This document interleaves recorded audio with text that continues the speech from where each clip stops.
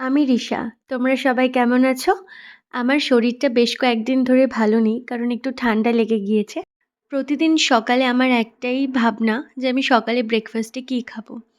তো সবার জন্য ডিম সেদ্ধ দিয়েছিলাম, আর আমি আর ও যেহেতু হাফ বয়েলড খাই, তাই ওর জন্য আর আমার জন্য হাফ বয়েলড বানিয়েছিলাম। আর ব্রেকফাস্টে ছিল আমার কেক আর ডিম সেদ্ধ। আর এই কেকটা পাঠিয়েছে ছোটো মাসির শাশুড়ি। আর যাদের বাড়ি নেপালগঞ্জের আশেপাশে এলাকায় কিংবা নেপালগঞ্জ, তারা তো জানেই এই কেকটার ব্যাপার। যে ওখানে যে বেকারিগুলো আছে না, বছরে একবার মানে ক্রিসমাসেই এই বেকারিতে এই কেকগুলো বানানো হয়। আমরা দোকান থেকে কিনে যে কেকগুলো খাই, সেগুলোর থেকে ভীষণ ভালো খেতে এই কেকটা হয়। আর আমরা সারা বছর ওয়েট করে থাকি এই কেকটা খাওয়ার জন্য। আর এগুলোকে বিস্কুট বলে। কি সুন্দর দেখতে না, ফুল ফুল। এগুলো ওখানে সবাই বাড়িতেও বানায়, কিনতেও পাওয়া যায়, কিন্তু বাড়িতে যেগুলো বানায় সেগুলো খেতে কিন্তু আরও টেস্টি হয়। আর মাঝে মধ্যে আমি এমন এক্সপেরিমেন্ট করতে চাই যে কোনো জিনিস নিয়ে।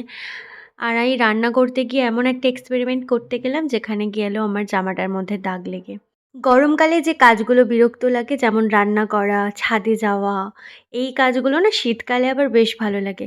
আমি যে রান্নাটা করছিলাম সেই রান্নাটা তাড়াতাড়ি সেরে ছাদে গিয়েছিলাম রোদ পোয়াবো বলে। গিয়ে দেখলাম অনেকটা জামাকাপড় কেচে রাখা ছিল, সেগুলো মেলবো। আর ছাদে রোদের থেকে হাওয়ার দাপট প্রচণ্ড বেশি আজ।